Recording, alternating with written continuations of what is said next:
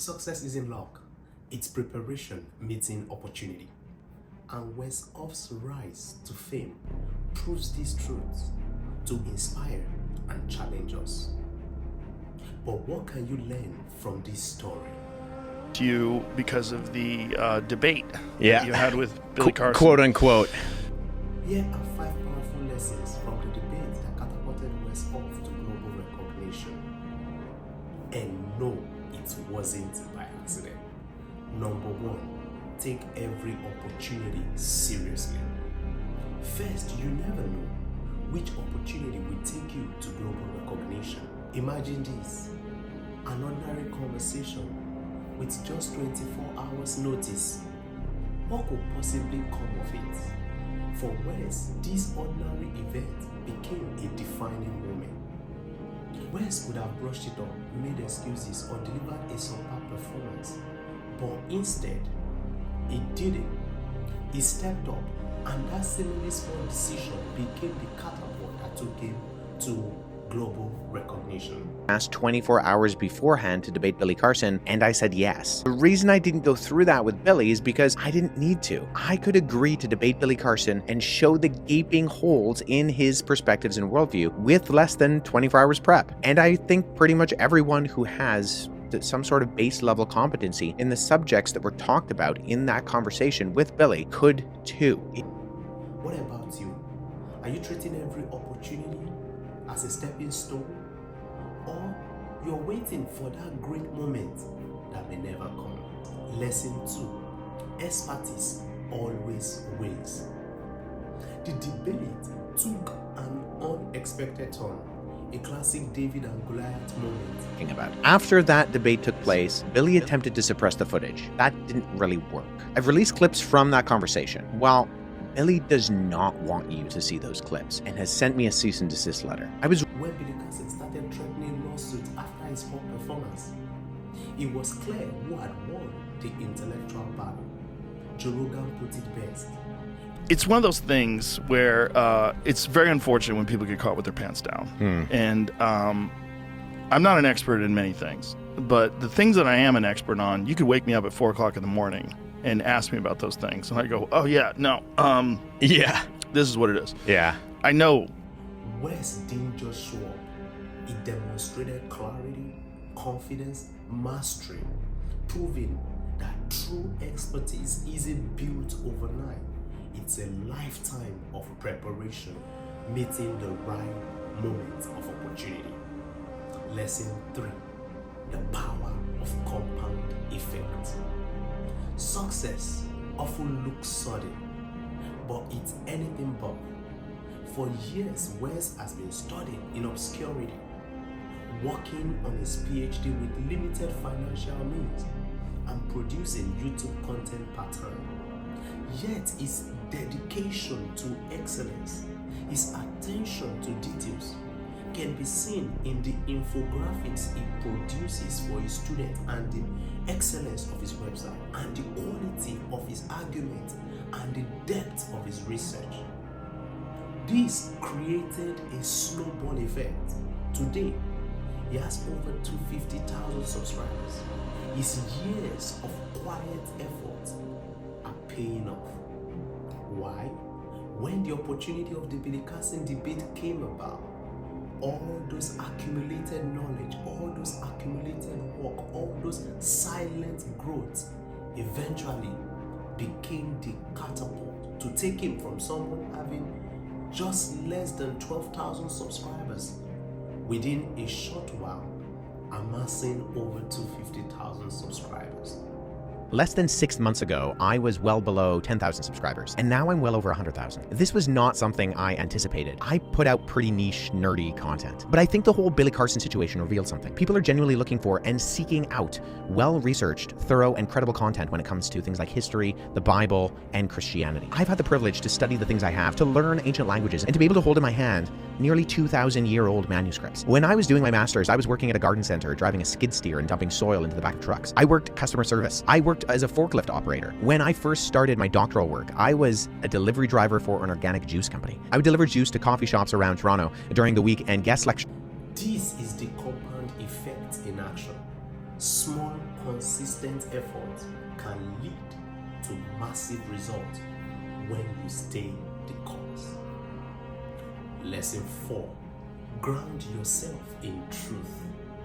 In a world where half-truths and misinformation spread like wildfire, being deeply grounded in your faith is non-negotiable. Wes' ability to boldly defend God's truth on a global platform wasn't long. It's the result of years of diligent study. No wonder for about 3 hours of real intellectual discussion on Joe Rogan Podcast, the biggest platform in the world in podcasting, he was able to rightly from off his head show us some of these deep truths about biblical history, about ancient manuscripts, about ancient languages, about history that most of us don't even know about. Not only that, quoting the right sources, quoting the right argument, quoting the location, the years. But guess what? Doing all this with grace and humility. For some of it, he boldly said, I'm not an expert in this, but yet the broad horizontal knowledge and the depth he had on archaeology, on historical sites, on Egyptian traditions, on the epic Gilgamesh, and many of these ancient Mesopotamian and Near Eastern books and Near Eastern culture just shows the level of depth and rigor of research that he has put in this. Not only that, he has traveled to some of those sites, so he knows experientially what he's talking about. Young people, hear this. If you are serious about defending your faith in the 21st century, start now. Study, pray, get rooted, because one day you'll be called to stand. And when that moment comes, will you be ready? Lesson 5. Authenticity over trends. I must say this.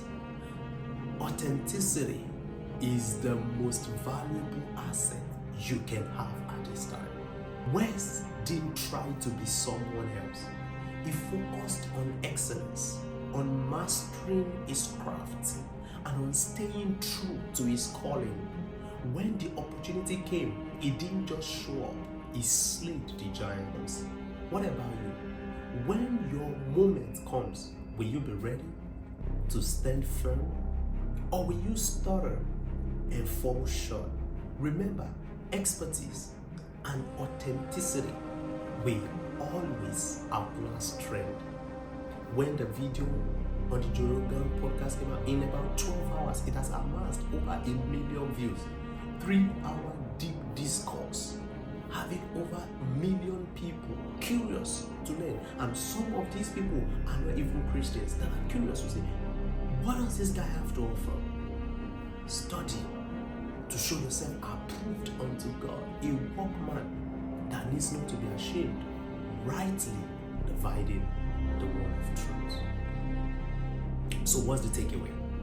Treat every opportunity as if it's the one that will change your life, because you never know. Build expertise. True preparation leaves no room for excuses. Understand the compound effect. Small actions today can lead to big rewards tomorrow. 4. Ground yourself in truth. You can't defend what you don't know. 5. Stay authentic. Excellence and originality will set you apart. It will rather be better to live an original life than to die a fake. So, choose to be authentic. Be excellent at your craft and study to show yourself approved. Wes Huff's story isn't just a debate.